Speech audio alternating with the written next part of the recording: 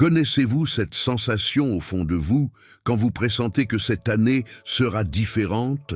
Ce n'est pas un espoir vain, c'est quelque chose que Dieu place en nous comme un avertissement silencieux.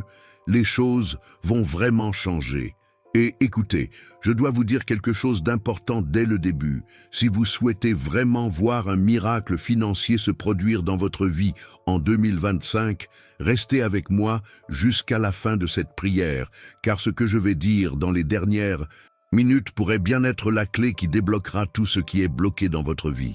Commentez ici maintenant, je reçois mon redressement financier. Allez-y, écrivez-le, car en le déclarant, vous activez quelque chose de spirituel que je vais vous expliquer dans un instant. Alors voilà, Dieu me révèle quelque chose de très précis concernant cette année 2025. Vous savez, quand vous regardez le calendrier et que vous pensez « encore une année », eh bien, ce n'est pas une année comme les autres, c'est l'année dont vous vous souviendrez dans quelques mois et vous vous direz « waouh, c'est là que tout a basculé ». Et ce ne sont pas des paroles de coach de motivation, ce sont les Écritures elles-mêmes, une révélation qui vient directement du trône de Dieu pour vous qui nous écoutez. Laissez-moi vous dire quelque chose auquel vous n'avez peut-être jamais pensé. Avez-vous déjà remarqué que certaines personnes semblent naître avec une chance insolente en matière financière? Elles créent des entreprises et réussissent, investissent et font fructifier leur patrimoine, travaillent dur et prospèrent. Pendant ce temps, vous vous efforcez, vous priez, vous demandez, et pourtant, l'argent semble vous filer entre les doigts, comme de l'eau. Savez-vous pourquoi? Parce qu'il existe un blocage spirituel dont beaucoup ignorent même l'existence. C'est comme un cadenas invisible qui bloque votre vie financière. Et tant que ce cadenas n'est pas brisé par une prière spécifique, vous pouvez travailler autant que vous le souhaitez, les choses ne se dérouleront pas comme elles le devraient. Écoutez bien ce que je vais vous dire, car c'est très important. Quand Jésus a dit « Tout ce que vous demanderez en priant avec foi, vous le recevrez », il ne plaisantait pas, il n'exagérait pas, il établissait une loi spirituelle. Mais il y a un détail que la plupart des gens négligent, la foi. Il ne s'agit pas seulement de parler, ni même de demander, il s'agit de croire véritablement. Et croire véritablement, c'est aligner ses paroles, son cœur et ses actions avec ce que l'on demande. On ne peut pas demander la prospérité et vivre avec une mentalité de pauvreté. On ne peut pas demander l'abondance et passer son temps à dire qu'on est fauché, qu'on n'a pas les moyens, que ça ne marchera pas. Aujourd'hui, je vais partager avec vous une prière unique en son genre. Ce n'est pas une prière apprise par cœur, ni une incantation répétée, mais une véritable prière de combat, un décret, une activation spirituelle. Car écoutez, 2025 n'est pas une année ordinaire. C'est l'année que Dieu a choisie pour vous rendre tout ce qui vous a été volé ces derniers temps. Vous savez, ces rêves qui semblaient s'être éteints, Dieu les fera renaître. Vous savez, ces projets que vous avez commencés et que vous n'avez pas pu terminer faute de moyens, Dieu les financera. Vous savez, cette dette qui vous étouffe, Dieu la remboursera. Mais il est essentiel que vous compreniez une chose, rien n'est automatique. Ce n'est pas comme si, après avoir regardé la vidéo, l'argent vous tombait du ciel. Dieu agit selon un processus au moment opportun, mais surtout en partenariat. Il accomplit sa part, qui est surnaturelle, mais vous devez faire la vôtre, qui est naturelle. Vous devez avoir la foi, agir comme quelqu'un qui croit sincèrement que la bénédiction est en chemin. Permettez-moi de vous donner un exemple concret. Imaginez que vous plantiez une graine. Cette graine a le potentiel de devenir un arbre immense et chargé de fruits. Mais pour cela, il ne suffit pas de la jeter par terre et de s'en aller. Il faut l'arroser, en prendre soin et faire preuve de patience. La prière est cette graine. Ce que vous faites après avoir prié, c'est prendre soin de cette graine. Si vous priez aujourd'hui pour la prospérité et que demain vous vous réveillez en vous plaignant de la vie, en disant que rien ne va, vous êtes en train d'arracher la graine que vous avez semée. Maintenant, je vous invite à faire quelque chose avec moi. Arrêtez tout ce que vous faites, oubliez votre téléphone quelques instants, oubliez vos soucis et unissez-vous à moi dans cette prière. Ce n'est pas une prière rapide, mais une prière profonde qui ébranlera les fondements spirituels.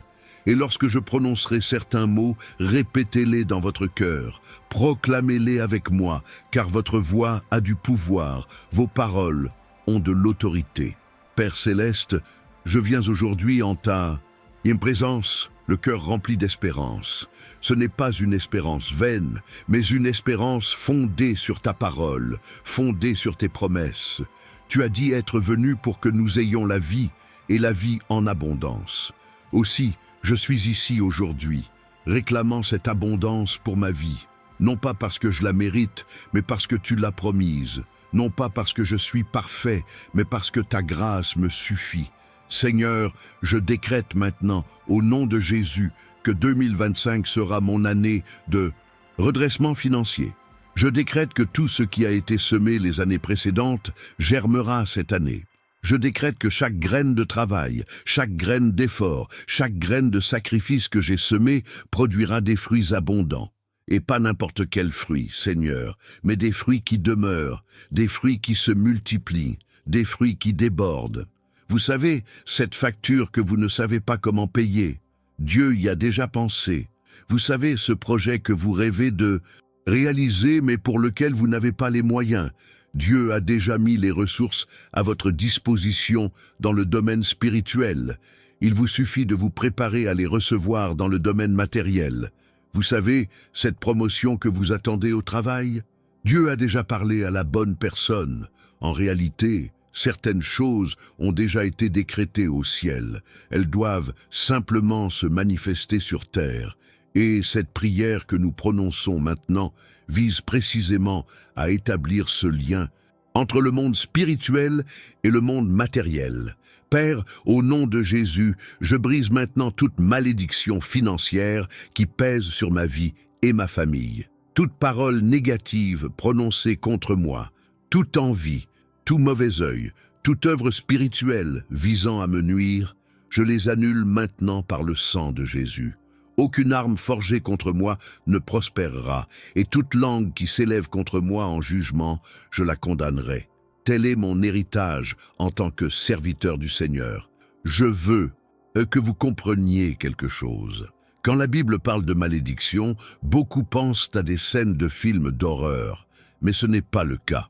Une malédiction est simplement un blocage spirituel qui empêche les bénédictions de se manifester.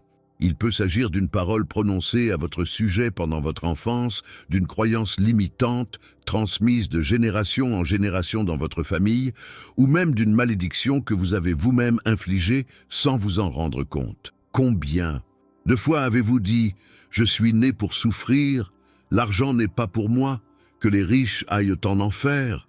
Chaque fois que vous prononcez ces mots, vous activez une malédiction sur vous-même.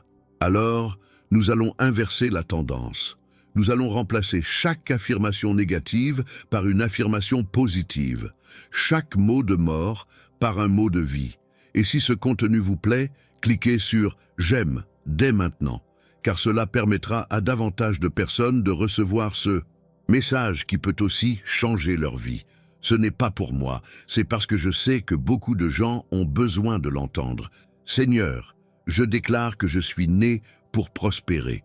Je déclare que l'argent est un instrument que tu as placé sur terre pour bénir des vies, y compris la mienne. Je déclare que je suis la tête et non la queue, que je suis au sommet et non en dessous. Je déclare que tout ce que j'entreprendrai prospérera, car je suis comme un arbre planté près d'un cours d'eau. Savez-vous ce que je trouve le plus incroyable dans la parole de Dieu? C'est qu'elle n'est pas théorique, mais pratique. Quand on lit les promesses de prospérité dans la Bible, on comprend que Dieu ne parle pas de quelque chose de spirituel et d'abstrait. Il parle de choses concrètes. Des terres, du bétail, de l'or, de l'argent, des récoltes abondantes, des granges pleines. Dieu n'a rien contre le fait que vous ayez de l'argent. Le problème, c'est quand l'argent vous contrôle. La question n'a jamais été de savoir si l'on possède ou non, mais où se trouve notre cœur. Alors, lorsque vous priez pour la prospérité, n'ayez pas honte, ne pensez pas que ce soit une démarche mondaine ou charnelle. Dieu veut votre prospérité. Il veut que vous ayez suffisamment pour vous-même, mais aussi pour aider les autres. car, logiquement, si vous êtes dans le besoin, vous ne pouvez aider personne. Mais si vous prospérez, vous pouvez être une source de bénédiction pour beaucoup. Père, je te prie de me donner la sagesse de gérer l'argent que tu me confies, car je sais qu'il est inutile de me le donner si je ne sais pas comment le faire fructifier. Apprends-moi à épargner, à investir, à donner généreusement, que je n'oublie jamais que tout vient de toi et que tout appartient. Je ne suis qu'un intendant de ce que tu as placé sous ma responsabilité. Écoutez, je dois vous dire quelque chose qui pourrait vous surprendre. Il y a des gens qui prient sans cesse, sans obtenir le moindre résultat. Savez-vous pourquoi? Parce qu'ils prient, mais n'agissent pas. La foi sans les œuvres est morte. On ne peut pas prier pour trouver un emploi sans envoyer de CV. On ne peut pas prier pour la prospérité de son entreprise sans s'y investir pleinement. On ne peut pas prier pour des opportunités et, lorsqu'elles se présentent, avoir peur et les laisser passer. Dieu ouvre la porte, mais c'est à vous de la franchir. Dieu vous offre l'opportunité, mais c'est à vous de la saisir. Dieu vous inspire l'idée, mais c'est à vous de la concrétiser. Nombreux sont ceux qui passent à côté de bénédictions parce qu'ils attendent que tout leur tombe du ciel, tout fait, alors que Dieu leur a déjà donné tout ce dont ils ont besoin pour construire. Seigneur, je te prie d'ouvrir mes yeux afin que je voie les occasions que tu places sur mon chemin. Souvent, la bénédiction passe inaperçue et je ne la vois pas, car j'attends qu'elle se manifeste autrement. Ouvre mes yeux spirituels, éclaire mon intelligence. Donne-moi le discernement pour savoir ce qui vient de toi et ce qui ne vient pas. Savez-vous quel est l'un des plus grands ennemis de la prospérité? La peur. La peur de prendre des risques, la peur d'investir, la peur de créer une entreprise, la peur de quitter sa zone de confort. La peur paralyse et empêche d'avancer. Et puis, Dieu se présente, prêt à vous faire progresser, mais vous n'osez pas, par peur. Combien de personnes connaissez-vous qui pourraient vivre une vie différente, mais qui n'y parviennent pas parce qu'elles ont peur de faire ce saut dans le vide? La Bible dit « N'ayez pas peur » plus de 300 fois. Savez-vous ce que cela signifie? Que Dieu savait que nous aurions peur. Il savait que la peur serait l'un des principaux obstacles à la réalisation de ce qu'il a préparé pour nous. C'est pourquoi il le répète si souvent. N'ayez pas peur, n'ayez pas peur, n'ayez pas peur. C'est comme si Dieu disait « Faites-moi confiance, je sais ce que je fais, je suis avec... Et vous n'avez rien à craindre. Père, je brise maintenant tout esprit de peur qui tente de me paralyser. Je brise la peur de l'échec, la peur du jugement d'autrui, la peur de l'incompétence. Car tu ne m'as pas donné un esprit de lâcheté, mais un esprit de force, d'amour et de maîtrise de soi. Aussi, je me lève avec courage, avec audace et avec foi pour accomplir tout ce que tu m'as commandé. Laissez-moi vous confier quelque chose qui a changé ma perspective. Pendant longtemps, j'ai cru que la prospérité était une question de chance. Je voyais des gens prospérer et je me disais « Oh, ils ont de la chance, ils sont nés avec une cuillère en argent dans la bouche ». Mais un jour, Dieu m'a montré que ce n'est pas une question de chance, mais de semer. Tout dans la vie repose sur les semailles. On récolte ce que l'on sème. Si vous semez du temps, vous récoltez des résultats. Si vous semez des connaissances, vous récoltez des opportunités. Si vous semez la générosité, vous récoltez la multiplication. Le problème, c'est que la plupart des gens veulent récolter sans semer. Ils veulent recevoir sans donner. Ils veulent prospérer sans semer. Or, cela ne fonctionne pas ainsi. La loi de la semence et de la récolte est une loi spirituelle immuable. Qui sème peu, récolte peu. Qui sème abondamment, récolte abondamment. Qui sème avec joie, récolte avec joie. Qui sème avec avarice, récolte avec difficulté. Seigneur, je m'engage aujourd'hui à être un semeur fidèle. Je consacrerai mon temps à accomplir ce qui doit l'être. Je donnerai de mon argent pour le royaume de Dieu et pour aider les plus démunis. Je sèmerai des paroles de foi et non de doute. Je sèmerai la gratitude et non la plainte. Et je sais qu'en faisant ma part, tu feras la tienne. Faire croître ma foi. Écoutez bien. Il y a quelque chose que je tiens à ce que vous compreniez parfaitement. Cette prière que nous faisons n'a rien de magique. Il ne s'agit pas de prononcer les bonnes paroles et hop, problème résolu. La prière est un alignement entre vous et Dieu. C'est dire, Seigneur, je suis disponible, ouvert et prêt à recevoir ce que tu as prévu pour moi. Mais après la prière, il faut vivre en accord avec ce que l'on a demandé.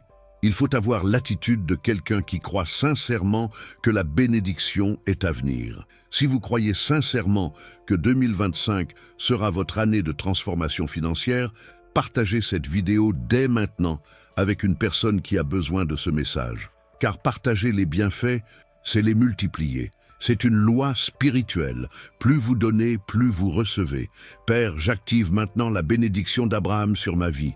Tu as fait alliance avec Abraham et tu as dit qu'en lui, toutes les familles de la terre seraient bénies. La Bible dit que si nous appartenons au Christ, nous sommes les descendants et les héritiers d'Abraham, conformément à la promesse. Par conséquent, tout ce qui a été promis à Abraham m'est acquis de droit. Je reçois maintenant la bénédiction d'Abraham sur ma vie, sur ma famille et sur mes finances. Sais-tu ce que Dieu a promis à Abraham? Qu'il serait le père d'une multitude, que sa descendance serait aussi nombreuse que les étoiles du ciel et que le sable de la mer, qu'il posséderait des terres et qu'il prospérerait. Et tout cela s'est réalisé. Abraham a quitté son pays sans savoir où il allait, mais en ayant confiance en Dieu. Et Dieu l'a comblé de richesses. La Bible dit qu'Abraham était très riche en bétail, en argent et en or. Mais cela ne s'est pas fait du jour au lendemain. Ce fut un cheminement, ce fut une marche de foi. Parfois, nous voulons tout de suite, hier. Mais Dieu agit selon le temps et les saisons. Il y a un temps pour semer et un temps pour récolter. Il y a une période de croissance cachée, invisible aux yeux de tous, mais essentielle. Il y a un temps de préparation, où l'on a l'impression que rien ne se passe, mais où Dieu est à l'œuvre. Et il y a le temps de la récolte, où tout ce qui a été semé et cultivé porte enfin ses fruits. Seigneur, j'ai confiance en ton timing, j'ai confiance en ton plan. Même quand je ne comprends pas ce que tu fais, j'ai confiance. Même quand il semble que rien ne se passe, j'ai confiance. Car je sais que tu es Dieu, et que tout ce que tu fais est parfait et a un but. Alors je me repose en toi, je m'en remets à toi, je crois en toi. Écoutez, il y a un passage dans la Bible qui dit que ceux qui s'attendent à l'Éternel renouvellent leurs forces. Savez-vous ce que cela signifie? Que pendant l'attente, vous n'êtes pas immobile. Vous êtes renouvelé, préparé, fortifié. Attendre, ce n'est pas l'inaction, c'est se préparer. C'est comme un athlète qui s'entraîne avant une compétition. L'entraînement est ennuyeux, épuisant, personne ne le regarde, mais il est essentiel. Sans entraînement, il ne gagnerait pas de médaille. Alors, si vous traversez une période d'attente, ne vous découragez pas, n'abandonnez pas, ne pensez pas que Dieu vous a oublié. Il ne vous a pas oublié. Il vous prépare à quelque chose de plus grand que tout ce que vous pouvez imaginer. Et lorsque le moment sera venu, lorsque votre heure arrivera, vous serez prêt. Vous aurez la maturité, la structure et les capacités nécessaires pour gérer ce que Dieu mettra entre vos mains. Père, je te prie d'agir en moi durant ce temps de préparation. Change ce qui doit l'être, enlève ce qui doit l'être et ajoute ce qui doit l'être. Façonne mon caractère, transforme mon cœur et enseigne-moi tes voies, car je veux être prêt lorsque la bénédiction se manifestera. Je ne veux pas la recevoir et la perdre par manque de préparation. Vous savez ce que j'ai appris? Que Dieu ne nous accorde pas de bénédictions simplement pour que nous en profitions. Il nous les donne pour que nous les gérions et les faiblissions. Chaque bénédiction s'accompagne d'une responsabilité. Si Dieu vous donne de l'argent, c'est à vous de bien le gérer, de bien l'investir et de bien l'utiliser. Si Dieu vous donne de l'influence, c'est à vous de l'utiliser pour faire du bien autour de vous. Si Dieu vous offre une opportunité, c'est à vous de la saisir et d'en tirer profit. Voilà pourquoi certaines personnes reçoivent de l'argent et le perdent ensuite, parce qu'elles n'ont pas la maturité nécessaire pour le gérer. Avez-vous déjà entendu parler de gens qui ont gagné au loto et se sont retrouvés sans le sou quelques années plus tard? Exactement. Posséder de l'argent ne sert à rien si l'on n'a pas la sagesse de le gérer. Avoir des opportunités ne sert à rien si l'on n'a pas la responsabilité de les saisir. Seigneur, Façonne en moi le caractère d'un intendant fidèle, que je sois fidèle dans ce que tu confies à mon cœur, que je ne gaspille pas, que je ne dilapide pas, que je n'utilise pas mes ressources avec irresponsabilité, que je sois sage, prudent et fidèle. Car je sais que si je suis fidèle dans les petites choses, tu me donneras autorité sur les grandes. Écoutez bien ceci, car c'est important. Nombreux sont ceux qui ne réussissent pas parce qu'ils se plaignent constamment. Ils se plaignent de leur travail, de leur patron, de leur situation, de leur pays, de tout. Or, la plainte est comme un poison spirituel qui ronge lentement votre foi, votre espoir, votre capacité à voir le bon côté des choses. Se plaindre sans cesse, c'est se fermer aux bénédictions. La gratitude, c'est tout le contraire.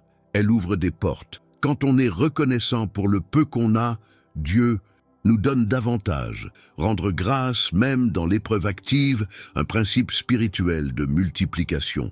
La Bible nous dit de rendre grâce en toutes circonstances. Elle ne dit pas de rendre grâce pour tout, mais en toutes choses. Même dans les situations difficiles, même dans les épreuves, on peut trouver une raison d'être reconnaissant. Père, je te remercie dès maintenant, avant même de connaître la réponse. Je te remercie pour le changement à venir. Je te remercie pour la prospérité spirituelle, déjà répandue et qui se manifestera dans le monde matériel. Je te remercie car tu es fidèle, bon et juste. Je te remercie non pas pour ce que tu feras, mais pour qui tu es, car tu es digne de tout honneur, de toute gloire et de toute louange. Si vous n'êtes pas encore abonné à la chaîne, abonnez-vous dès maintenant et activez les notifications, car je publie régulièrement du contenu de ce genre, des paroles qui édifient, fortifient et transforment. Il ne s'agit pas de divertissement religieux, mais de la parole authentique, un contenu qui aura un impact positif sur votre vie. Seigneur, je déclare que tout ce que je fais de mes mains est béni. Tout ce que je fais, tout ce que je touche, tout ce que j'entreprends prospérera. Car tu as dit dans ta parole que tu bénirais le travail de mes mains. Aussi, je crois qu'aucun travail n'est vain, aucun effort n'est inutile lorsque je suis en accord avec toi. Toutes choses concourent au bien de ceux qui t'aiment et qui sont appelés selon ton dessein. Connaissez-vous la différence entre ceux qui prospèrent et ceux qui échouent? L'état d'esprit. Certains ont un état d'esprit de pénurie, d'autres un état d'esprit d'abondance. Ceux qui ont un état d'esprit de pénurie vivent dans la peur du manque. Ils s'accrochent à tout. Ils ne donnent pas, n'investissent pas, ne prennent aucun risque. Ceux qui ont un état d'esprit d'abondance savent que Dieu est un Dieu de pourvoi, qu'il est Jéhovah Jireh, le Dieu qui pourvoit. Et lorsque l'on a cette certitude, on vit différemment. Vous donnez généreusement car vous savez que vous ne manquerez de rien. Vous investissez dans le royaume car vous savez que vous en récolterez les fruits. Vous aidez les nécessiteux car vous savez que Dieu prendra soin de vous. Et plus vous agissez ainsi, plus vous prospérez. C'est un cercle vertueux, une roue qui se met en marche et ne s'arrête jamais. Père, change mon état d'esprit. Débarrasse-moi de toute mentalité de pauvreté, de toute mentalité de manque, de toute mentalité de limitation. Et place en moi une mentalité du royaume, une mentalité d'enfant du roi, une mentalité d'héritier, car c'est ce que je suis. Je suis un enfant du Dieu très haut, créateur du ciel et de la terre. S'il est mon Père et qu'il est le propriétaire de tout, alors je suis l'héritier de tout. Voyez ceci, la Bible dit que nous n'avons pas reçu un esprit d'esclavage pour vivre dans la crainte, mais un esprit d'adoption, comme des fils. Comprenez-vous ce que cela signifie? Cela signifie que vous n'êtes pas un esclave, vous êtes un fils. L'esclave vit dans l'inquiétude, le fils vit en toute confiance. L'esclave travaille sous le poids du fardeau, le fils travaille avec joie. L'esclave craint son maître, le fils entretient une relation intime avec son père. Quand on comprend vraiment qu'on est enfant de Dieu, tout change. On ne vit plus comme un mendiant spirituel, mais comme un prince. On ne mendie plus les bénédictions, on les reçoit pleinement, celles qui nous reviennent de droit. On ne se contente plus des miettes, on s'assoit à table et on savoure les meilleurs mets que le Père a préparés. Seigneur, je déclare que je suis ton fils, je ne suis ni esclave ni employé, je suis ton fils. Et en tant que fils, j'ai des droits. J'ai droit à l'héritage, j'ai droit à la bénédiction, j'ai droit à ta protection. Aussi, je m'approche-t-il de ton trône, non avec crainte, mais avec assurance. Non comme quelqu'un qui demande une faveur, mais comme quelqu'un qui revendique ce qui a déjà été garanti par le sang de Jésus. Il y a quelque chose qui arrive souvent, et je dois vous en avertir. Dès que la prospérité commence à s'installer, dès que les choses s'améliorent, l'ennemi arrive avec la condamnation. Il vous fera croire que vous ne le méritez pas, que vous n'en êtes pas digne, que d'autres sont dans le besoin alors que vous prospérez. Et si vous tombez dans ce piège, vous saboterez votre propre bénédiction.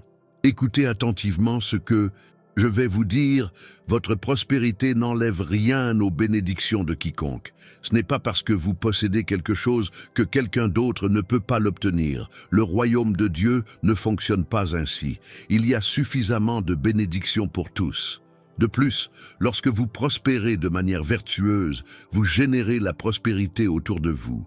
Vous créez des emplois, vous aidez les autres, vous investissez dans des projets qui transforment des vies. Père, je me libère à présent de tout sentiment de culpabilité, de tout poids de condamnation que l'ennemi tente de faire peser sur moi. J'ai le droit de prospérer, j'ai le droit de vivre dignement. Cela ne me rend pas meilleur que quiconque, mais cela ne me rend pas pire non plus. J'utiliserai ma prospérité pour glorifier ton nom et être une bénédiction pour beaucoup. Savez-vous ce que Jésus a dit ? Il a dit que celui qui a recevra davantage et sera dans l'abondance. Ce n'est pas injuste, c'est une loi spirituelle. Qui a quoi ? Celui qui a la foi, celui qui a la bonne attitude, celui qui est assidu. Ceux-là recevront davantage, car ils savent gérer, ils savent faire fructifier. Il ne s'agit donc pas de savoir si Dieu choisit certains et en rejette d'autres. Il s'agit de savoir qui est prêt à recevoir et qui ne l'est pas. Êtes-vous prêt à recevoir ? Êtes-vous prêt à gérer une grande bénédiction ? Êtes-vous prêt à assumer davantage de responsabilités ? Car les bénédictions s'accompagnent de responsabilités. Plus Dieu vous donne, plus il exigera de vous. Il ne s'agit pas de vous effrayer, mais de vous préparer. Il s'agit de comprendre que la prospérité ne signifie pas la complaisance, mais l'expansion du royaume de Dieu sur terre. Seigneur, je me mets à ta disposition. Que ma prospérité ne soit pas une fin en soi, mais un moyen d'accomplir le dessein que tu as pour ma vie. Puisse-je prospérer non seulement pour bien vivre, mais aussi pour avoir un impact positif sur le monde. Puisse-je être un instrument de ta grâce, un outil entre tes mains, une lumière qui brille dans les ténèbres. Écoute, je sais que tu traverses peut-être une période difficile. Je sais que tu as peut-être des factures impayées, des dettes accumulées, une situation financière tendue. Mais je veux te dire une chose, c'est temporaire. Ta situation actuelle ne détermine pas ton avenir. Dieu est un expert pour renverser les situations. Il est un expert pour changer le cours de l'histoire. Il est un expert pour rendre l'impossible possible. Combien d'histoires bibliques relatent des situations désespérées où Dieu a opéré un miracle ? Joseph, esclave, devint gouverneur. David, berger, devint roi. Esther, orpheline, devint reine. Ruth, veuve pauvre, devint une ancêtre de Jésus. La femme qui toucha le bord du vêtement de Jésus souffrait d'hémorragie depuis 12 ans et fut instantanément guérie. Bartimée, aveugle, implora la miséricorde divine et recouvra la vue. Qu'avaient en commun ces personnes ? La foi. Elles croyaient que Dieu pouvait changer leur situation. Elles n'ont pas baissé les bras, elles n'ont pas accepté leur sort, elles ont cherché, elles ont crié leur détresse, elles ont persévéré. Et Dieu a honoré leur foi. Père, je veux garder cette foi inébranlable, cette foi persistante, cette foi inébranlable, jusqu'à ce que je voie la réponse. Je ne renoncerai pas à mes rêves, je ne renoncerai pas à ma famille, je ne renoncerai pas à ma situation financière, je continuerai de croire, je continuerai de prier, je continuerai de travailler jusqu'à ce que ta promesse soit pleinement accomplie dans ma vie. Permettez-moi de vous révéler une chose que beaucoup ignorent. Dieu a fixé un temps pour que ses bénédictions se manifestent dans votre vie. La Bible parle de temps et de saisons. L'Ecclésiaste affirme qu'il y a un temps pour tout sous le ciel. Il y a un temps pour semer et un temps pour récolter. Il y a un temps pour pleurer et un temps pour rire. Il y a un temps pour se lamenter et un temps pour danser. Vous avez peut-être traversé une période difficile, une période d'épreuve, de souffrance, une période de préparation. Mais je prophétise que le temps de votre moisson est arrivé. Le temps de la joie est arrivé. Le temps de danser est arrivé. 2025 est votre année. C'est le moment que Dieu a choisi pour que votre vie change du tout au tout. Seigneur, je reçois maintenant cette parole prophétique pour ma vie. Je crois que c'est mon temps. Je crois que c'est mon heure. Je crois que c'est le temps de ma moisson. Tout ce qui a été semé les années précédentes portera du fruit cette année. Tout ce pourquoi j'ai travaillé, tout ce à quoi je me suis consacré, tout ce pourquoi j'ai persévéré produira des résultats cette année. Et pas de petits résultats, mais de grands résultats, des résultats qui me surprendront.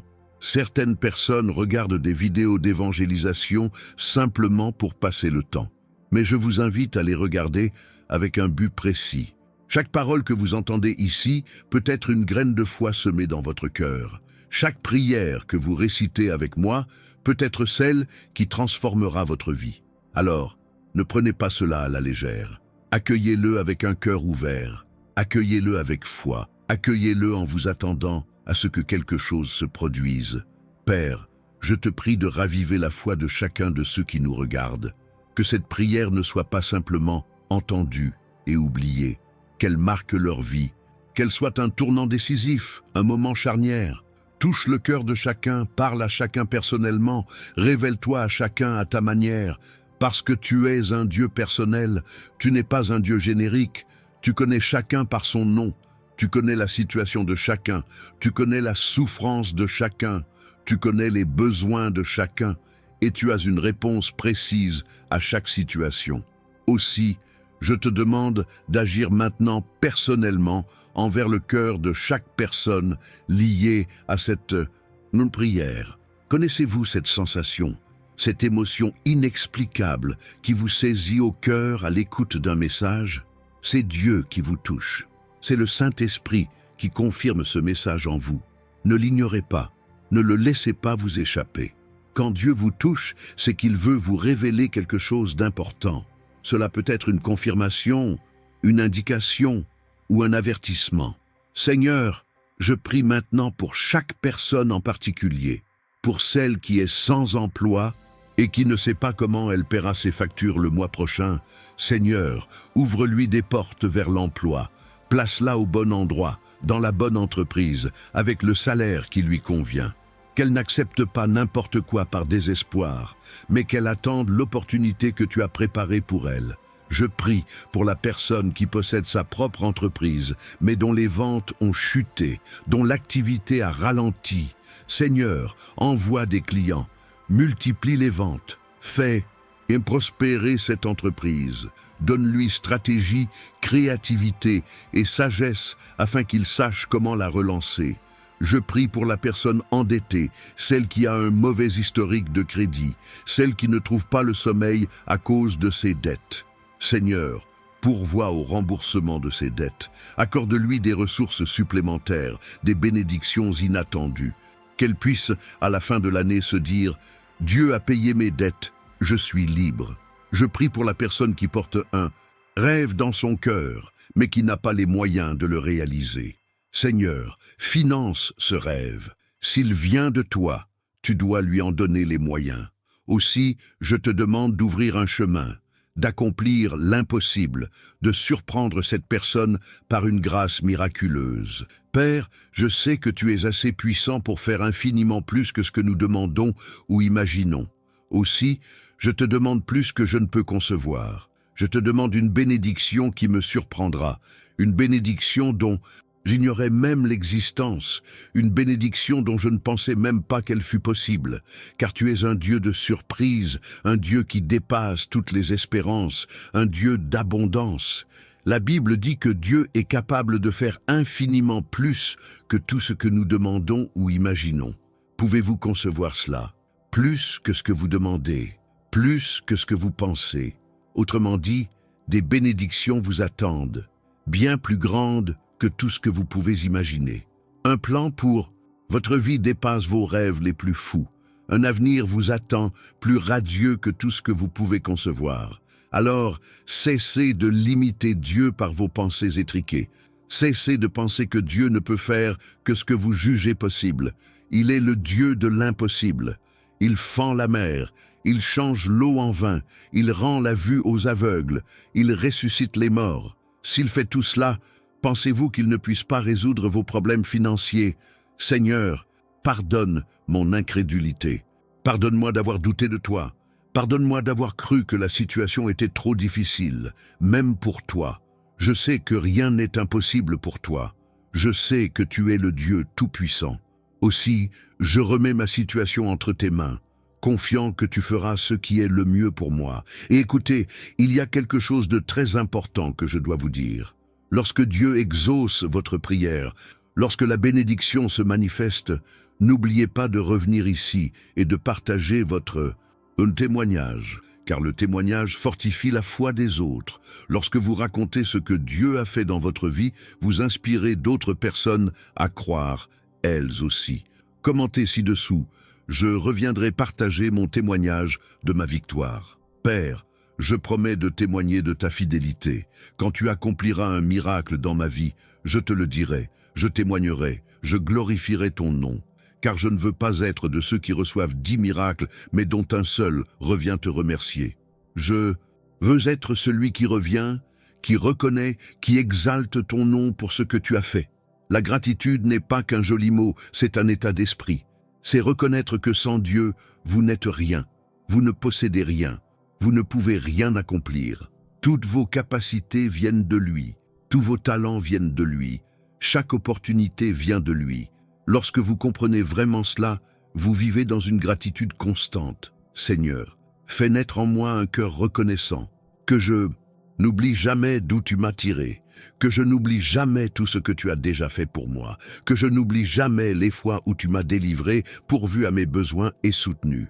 Car lorsque je m'en souviens, ma foi se fortifie et je crois que tu le feras encore. Voici un point intéressant concernant les témoignages dans la Bible.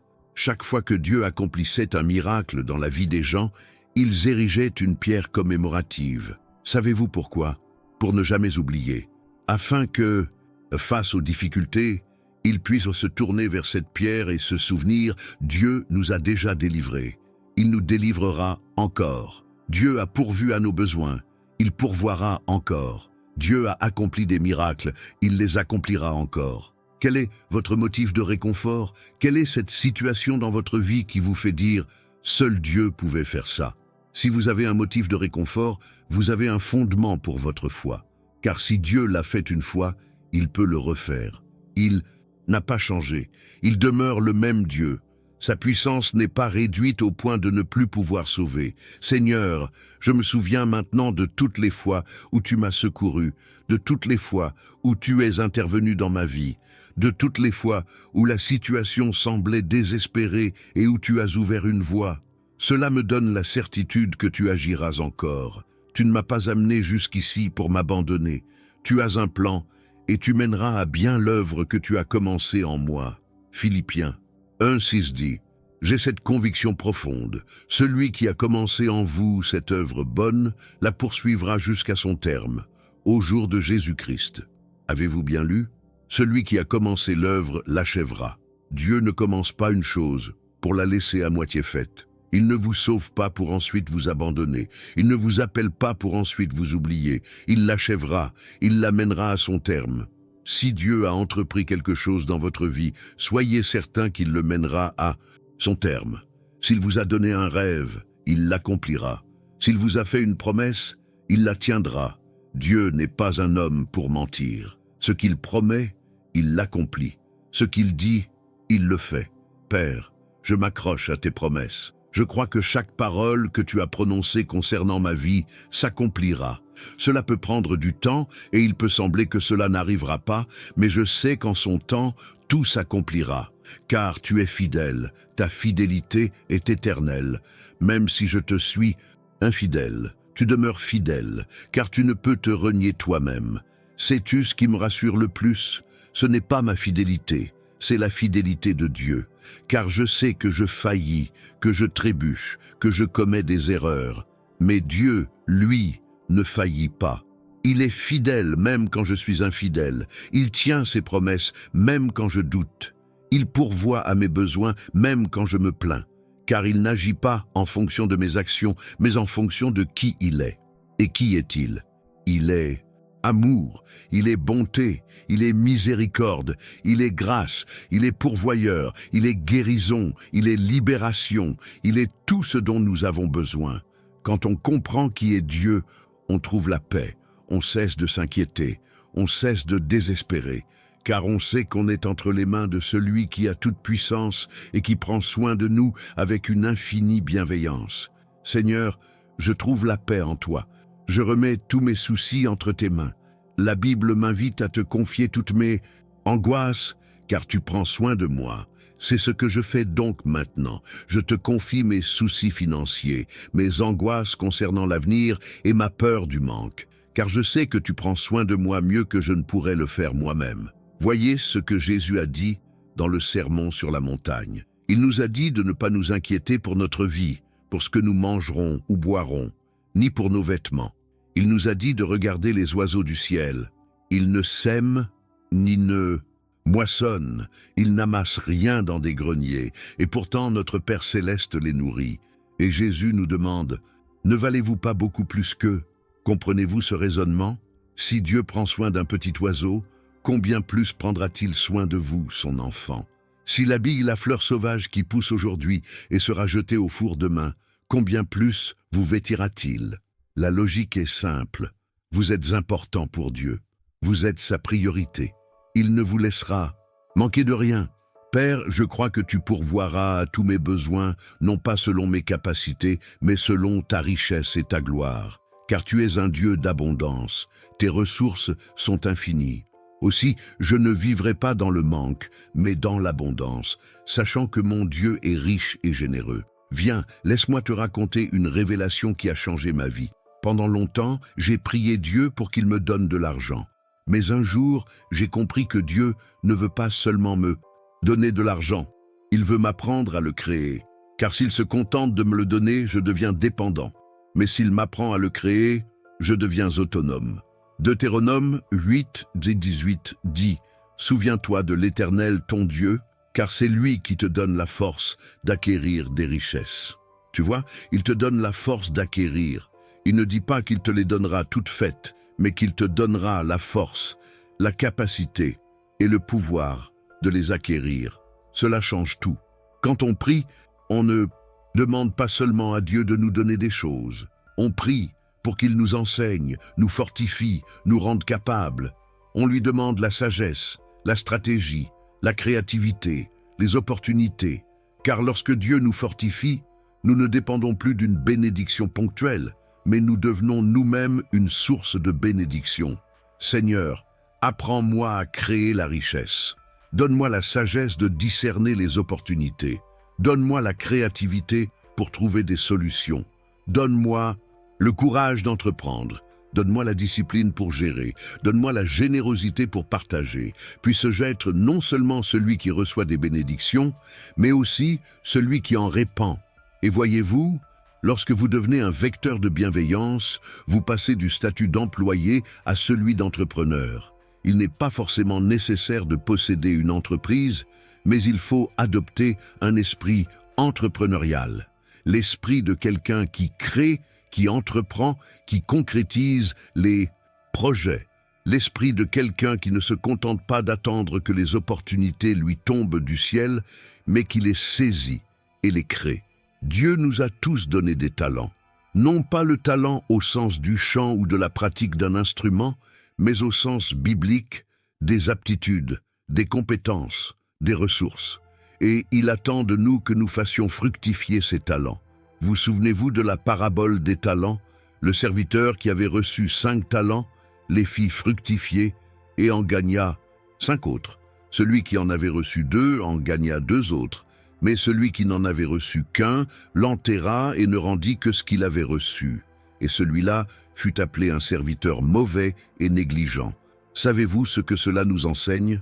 que Dieu attend de vous la multiplication. Il ne veut pas que vous conserviez simplement ce que vous avez. Il veut que vous le multipliez.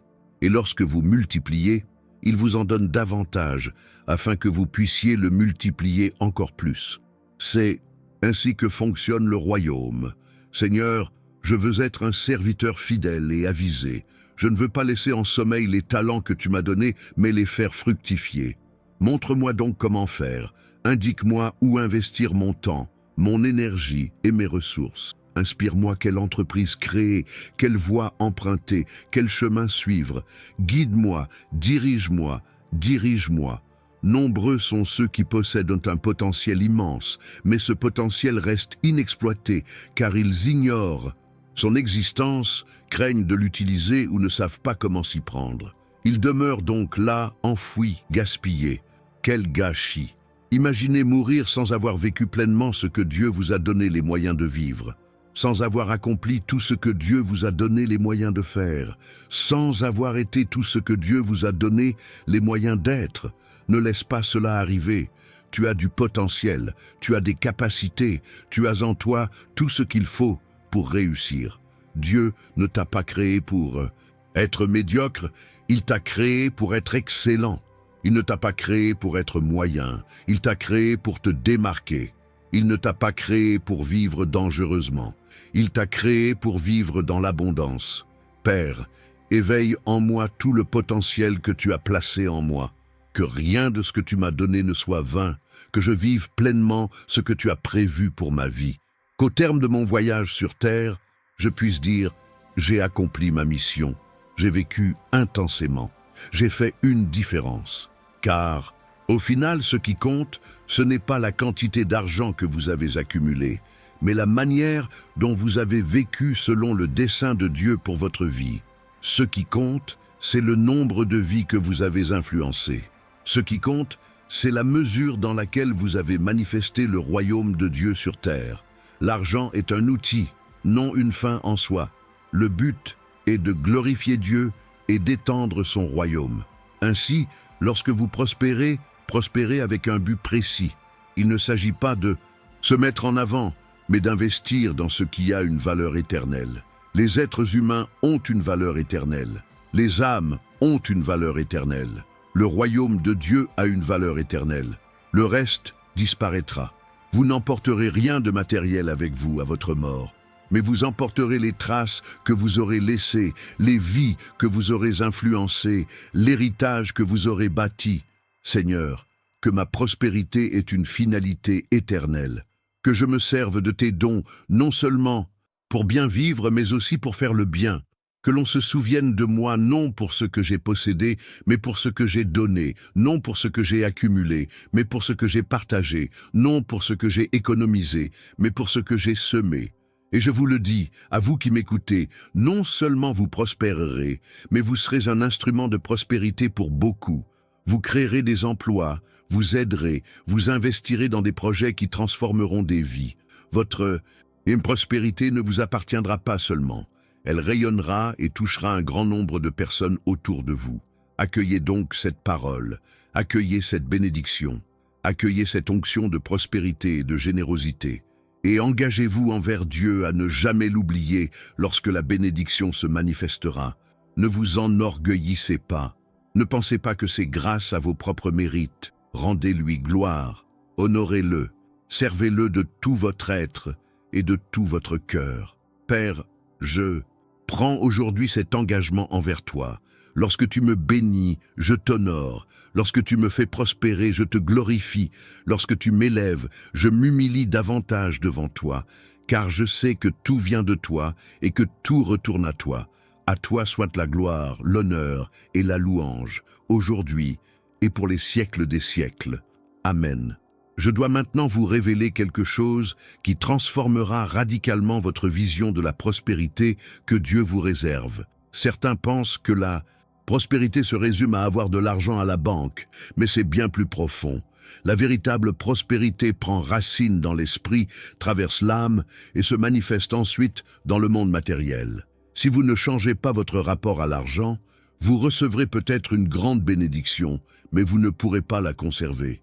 Permettez-moi de vous donner un exemple très concret.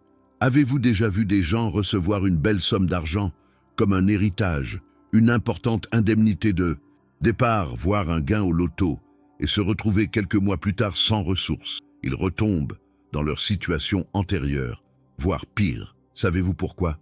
Parce que l'argent est arrivé, mais que les ressources internes n'étaient pas suffisantes. C'est comme construire une belle maison sur des fondations fragiles. À la première tempête, tout s'écroule. C'est pourquoi j'insiste tant sur le renouvellement de l'esprit. Paul écrit dans l'Épître aux Romains que nous ne devons pas nous conformer à ce monde, mais être transformés par le renouvellement de notre esprit. Savez-vous ce que cela signifie concrètement? Cela signifie qu'il faut cesser de penser comme le monde et commencer à penser comme Dieu. Le monde prétend qu'il faut naître riche pour être riche. Dieu, lui, affirme qu'il peut vous relever de la poussière et vous placer parmi les princes. Il y a une histoire dans la Bible qui illustre bien cela, celle de la veuve de Sarepta. Elle préparait son dernier repas pour elle et son fils avant de mourir de faim. Il ne lui restait que la farine au fond du pot et les dernières gouttes d'huile. Sa situation était désespérée. C'est alors que le prophète Élie arrive et lui demande ce dernier repas. Imaginez l'absurdité de cette requête. Cette femme est là, sur le point de mourir, et cet homme lui demande à manger. Mais savez-vous ce qui s'est passé? Elle avait la foi, elle s'est préparée à l'avance pour le prophète, et ce qui devait manquer ne s'est jamais épuisé. La farine dans le pot n'a pas manqué, et l'huile dans la cruche n'a pas faibli jusqu'au jour où Dieu a fait tomber la pluie sur la terre. Voilà la prospérité miraculeuse. Voilà comment Dieu multiplie le peu que vous possédez lorsque vous agissez avec obéissance et générosité. Voici donc le principe. Elle a donné ce dont elle avait besoin, et non ce qui restait, car il ne restait rien. Et c'est précisément cet acte de foi qui a déclenché le miracle de la multiplication. Dieu ne cherche pas quelqu'un qui a beaucoup à donner. Il cherche quelqu'un qui a la foi de donner même lorsqu'il a peu. Car donner lorsqu'on a peu témoigne d'une confiance en Dieu bien plus grande que lorsqu'on donne lorsqu'on a beaucoup. Cela nous affecte car notre tendance naturelle est d'accumuler, de conserver, de craindre la pénurie. Mais la logique du royaume est différente. Dans le royaume, il faut lâcher prise pour recevoir, donner pour multiplier, semer pour récolter. Et cela s'applique non seulement à l'argent, mais à tout. Le temps, le talent, le savoir, l'amour, tout fonctionne selon le même principe. Il y a un autre détail important dans cette histoire que beaucoup ignorent. Dieu aurait pu faire pleuvoir plus tôt, il aurait pu envoyer de la nourriture du ciel à la veuve, mais il a choisi d'accomplir le miracle avec ce qu'elle possédait déjà. La farine et l'huile étaient déjà là. Aucune nouvelle farine n'est apparue. Aucune huile n'a jailli de nulle part. Ce qu'elle avait déjà, c'est multiplier. Comprenez-vous ce que cela signifie? Dieu agira avec ce que vous avez. Il n'apportera pas forcément quelque chose de totalement nouveau. Il multipliera ce qui existe déjà. Alors, cessez d'attendre un miracle extérieur quand Dieu veut multiplier ce qui est déjà en vous. Vous avez un emploi? Dieu peut multiplier les fruits de votre travail. Vous avez un talent? Dieu peut multiplier les occasions de l'utiliser. Vous avez une petite entreprise? Dieu peut la faire prospérer. Mais vous devez confier ce que vous avez à Dieu et avoir confiance qu'il le fera fructifier. Parlons maintenant d'un sujet qui préoccupe beaucoup de gens, le délai. On prie, on proclame sa foi, mais la réponse tarde à venir. Alors le découragement et le doute s'installent. Dieu m'a-t-il entendu? Ai-je mal agi? Cette promesse est-elle vraiment pour moi? Je dois vous dire une vérité. Le délai n'est pas un refus. Abraham reçut la promesse d'une descendance nombreuse à l'âge de 75 ans, alors que Sarah était stérile. Isaac, le fils de la promesse, ne naquit que lorsqu'Abraham eut 100 ans, soit 25 ans d'attente. 25 ans! Imaginez attendre un quart de siècle pour la réponse à une prière. Mais la promesse fut tenue. Et non seulement elle fut tenue, mais elle se multiplia à tel point qu'aujourd'hui, des milliers d'années plus tard, des personnes sont encore bénies grâce à l'alliance que Dieu a conclue avec Abraham.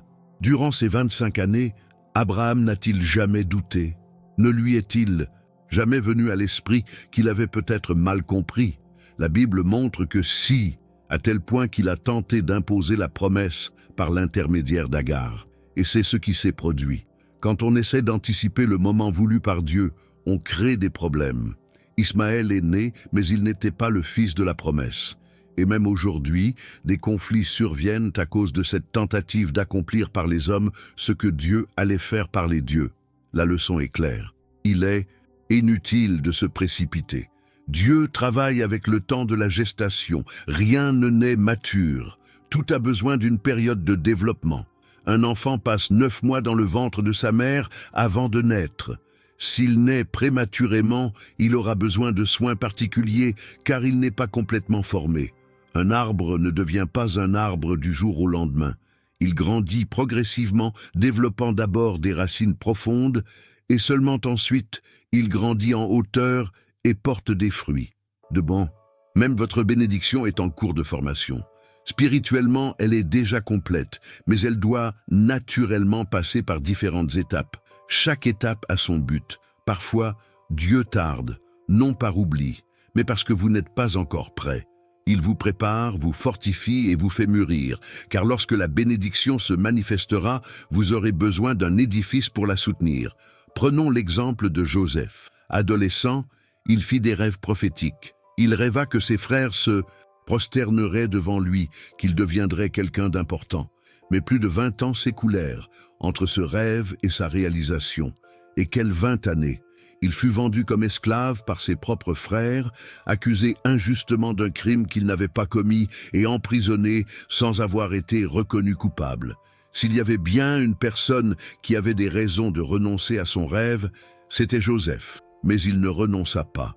Il ne se plaignit pas, ne se victimisa pas, ne perdit pas espoir. Où qu'il soit, il fit de son mieux. Chez Potiphar, il excella. En prison, il excella. Et lorsque vint son heure de gloire, il s'éleva au sommet. De prisonnier à gouverneur. D'oublié à homme le plus puissant d'Égypte, second seulement après le Pharaon. Et savez-vous ce que Joseph a dit lorsqu'il a retrouvé ses frères? Il a dit, « Vous aviez l'intention de me faire du mal, mais Dieu l'a transformé en bien. » Joseph avait compris que toutes ses souffrances n'étaient pas vaines, mais une préparation. Ces années difficiles ont forgé en lui le caractère, la sagesse et la maturité dont il aurait besoin pour gouverner une nation et sauver un peuple de la famine. Alors, lorsque vous traversez une période difficile, souvenez-vous de cette histoire. Vous êtes peut-être en période de préparation. Dieu est peut-être à l'œuvre en vous et tout prendra son sens plus tard. N'abandonnez pas, gardez espoir. Ne laissez pas l'amertume s'installer dans votre cœur. Continuez à faire de votre mieux là où vous êtes et restez fidèle dans les petites choses, car cela prouve que l'on peut vous confier beaucoup. Il y a une phrase de Joseph qui me touche profondément. À la naissance de son premier fils, il le nomma Manassé, ce qui signifie « Dieu m'a fait oublier tous mes travaux et toute la maison de mon père ». Il ne disait pas que Dieu avait effacé la souffrance, mais qu'il la lui avait fait oublier. La douleur ne disparaît pas complètement, mais la joie de cette bénédiction est si grande qu'on n'est plus prisonnier du passé. Et lorsque son deuxième fils naquit, il le nomma Éphraïm, ce qui signifie « Dieu m'a rendu fécond au pays de ma souffrance ». Quelle déclaration puissante! Il porta du fruit précisément au pays où il avait souffert. Le lieu de votre douleur peut devenir celui de votre plus grande prospérité. Ce que l'ennemi a utilisé pour vous détruire, Dieu peut le transformer en un tremplin pour vous élever. Ceci m'amène à un autre point crucial. Il ne faut pas laisser de mauvaises expériences passées déterminer votre avenir. Certains ont tenté de créer une entreprise et ont échoué. Et maintenant, ils ont peur de recommencer. D'autres ont été trompés par la société et ne font plus confiance à personne. D'autres encore ont connu des difficultés dans leur enfance et vivent désormais avec une mentalité de pénurie, même s'ils ne manquent de rien. Le passé ne saurait être une prison. Ce qui s'est passé a été une leçon, mais non une limite. Tu as appris, tu as grandi, tu as mûri. Il est temps d'avancer. Laisse le passé derrière toi. Paul a dit une chose très forte. Oubliant ce qui est en arrière et me portant vers ce qui est en avant, je cours vers le but. Il a consciemment choisi d'oublier le passé pour se concentrer sur l'avenir. Et voyez-vous, Paul avait un passé heureux. Pharisien, instruit et de bonne réputation, il a pourtant déclaré considérer tout cela comme une perte, comme de la fange, pour gagner le Christ. S'il a même abandonné les bons aspects de son passé, combien plus les mauvais, combien plus les traumatismes, les ressentiments, les déceptions. Tu dois te purifier émotionnellement et spirituellement. Tu dois pardonner à ceux qui t'ont blessé, non pas parce qu'ils le méritent, mais parce que tu mérites d'être libre. Tant que tu t'accroches à la rancune, tu restes prisonnier du passé, et tu ne peux pas avancer vers l'avenir que Dieu a préparé pour toi en portant ses chaînes. Tu dois lâcher prise, tu dois te libérer, tu dois pardonner et aller de l'avant. Pardonner ne signifie pas faire à nouveau confiance à l'autre, ni restaurer une relation toxique. Pardonner, c'est libérer l'autre de la dette émotionnelle qu'il a envers vous. C'est le confier à Dieu et se libérer soi-même du fardeau de la rancune. Car ceux qui ne pardonnent pas restent plus prisonniers que ceux qui ont besoin d'être pardonnés. Il existe un lien direct entre le pardon et la prospérité que beaucoup ignorent. Le manque de pardon engendre l'amertume, et l'amertume contamine tous les aspects de votre vie. Elle affecte vos relations, votre santé, votre paix intérieure et votre capacité à recevoir des bienfaits. C'est comme essayer de remplir un seau percé. Les bienfaits peuvent tomber du ciel, mais ils s'échapperont à cause des brèches créées par l'amertume. Jésus a été très clair lorsqu'il a dit « Si vous ne pardonnez pas aux autres leurs offenses, votre Père céleste ne vous pardonnera pas non plus. » Et il a dit aussi « Lorsque vous priez, si vous avez quelque chose contre quelqu'un, pardonnez-lui, afin que votre Père qui est dans les cieux vous pardonne aussi. » Autrement dit, le pardon que vous accordez est directement lié au pardon que vous recevez et à l'exaucement de vos prières. Alors, avant de vous plaindre à Dieu de ne pas répondre à vos prières, examinez votre cœur. Y a-t-il quelqu'un que vous devez pardonner? Gardez-vous de la rancune? Nourrissez-vous un ressentiment caché? Car cela pourrait bien bloquer votre bénédiction. Ce n'est pas que Dieu ne veuille pas vous bénir, c'est que vous avez vous-même érigé une barrière spirituelle par votre manque de pardon. Permettez-moi maintenant de vous parler d'un principe qui révolutionnera votre vie financière si vous l'appliquez, la gestion responsable. La gestion responsable, c'est comprendre que vous ne possédez rien, vous n'êtes qu'un gestionnaire. Tout appartient à Dieu. L'argent que vous avez appartient à Dieu. La maison où vous vivez appartient à Dieu. La voiture que vous conduisez appartient à Dieu. L'air même que vous respirez appartient à Dieu. Vous n'avez rien apporté dans ce monde et vous n'en emporterez rien. Quand on comprend vraiment cela, on cesse de s'accrocher aux choses. On les utilise avec responsabilité sans s'y attacher. On apprécie ce que l'on possède, sans en faire une idole. On gère bien ses affaires, sans vivre dans l'anxiété, car on sait que tout ne dépend pas de nous, mais de Dieu. On n'est que l'intendant, l'administrateur, il est le propriétaire. Et savez-vous ce que Dieu attend d'un intendant? La Bible dit qu'il faut être fidèle, non pas parfait, mais fidèle. La fidélité signifie prendre soin de ce qui nous a été confié. Ne pas le gaspiller, ne pas en faire un usage irresponsable, ne pas voler Dieu en omettant de lui donner ce qui lui appartient. Malachie 3 délivre un message fort à ce sujet. Dieu dit, « Un homme peut-il voler Dieu? Pourtant, vous me volez. » Et vous demandez, « Comment avons-nous volé ?» Dans les dîmes et les offrandes. Puis il lance un défi, « Apportez à la maison du trésor toutes les dîmes, afin qu'il y ait des vivres dans ma maison. Mettez-moi à l'épreuve là-dessus. » dit le Seigneur Tout-Puissant, et vous verrez si je n'ouvre pas pour vous les écluses des cieux, si je ne répands pas sur vous la bénédiction en abondance. C'est le seul passage de la Bible où Dieu nous invite à le mettre à l'épreuve. Il est si sûr de sa fidélité qu'il nous dit « Mettez-moi à l'épreuve, éprouvez-moi, apportez votre dîme, et vous verrez si je ne vous bénis pas au point de ne plus pouvoir contenir toutes mes bénédictions. Mais vous devez l'apporter. Vous devez être fidèle. Vous devez honorer Dieu avec ce qui lui appartient. Je sais que la dîme suscite beaucoup de controverses et que certains la dénaturent pour manipuler autrui et s'enrichir injustement. Mais les erreurs de quelques-uns ne devraient pas vous faire rejeter un principe biblique qui a fait ses preuves. La dîme n'a pas pour but d'enrichir les pasteurs. Il s'agit d'honorer Dieu et de montrer que vous lui faites plus confiance qu'à l'argent. C'est une profession de foi. C'est dire « Seigneur, je reconnais que tout vient de toi, et je te rends une part en signe de ma confiance que tu pourvoiras à tous mes besoins. » Et il ne s'agit pas seulement de la dîme, les offrandes aussi. Une offrande est ce que vous donnez en plus de la dîme, volontairement et généreusement, en signe de gratitude pour ce que Dieu a fait dans votre vie. Et chaque fois que vous semez financièrement dans le royaume de Dieu, comme il se doit, vous activez une loi de multiplication. Vous semez la graine et Dieu la fait croître. Paul écrivait aux Corinthiens, « Celui qui sème peu moissonnera peu, et celui qui sème abondamment moissonnera abondamment. » La récolte est proportionnelle à la semence. On ne peut pas semer peu et espérer récolter en abondance. On ne peut pas donner à Dieu les restes et espérer qu'il nous donne le meilleur. Cela ne fonctionne pas ainsi. Mais quand on donne avec joie, quand on donne, c'est en faisant preuve de générosité, en donnant sans compter, que l'on touche le cœur de Dieu. C'est ainsi que l'on manifeste une foi qui transcende la raison. Et Dieu honore cette foi. Il multiplie vos semailles, il leur confère des fruits miraculeux, il ouvre des portes qui étaient restées fermées.